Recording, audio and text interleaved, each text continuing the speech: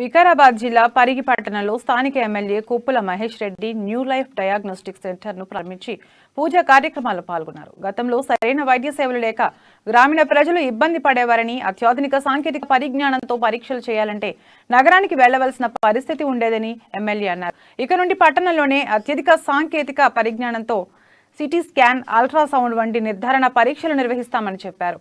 పలు రకాల వైద్య పరీక్షలను అందుబాటులోకి తెచ్చిన న్యూ లైఫ్ డయాగ్నోస్టిక్స్ యాజమాన్యాన్ని అభినందించారు.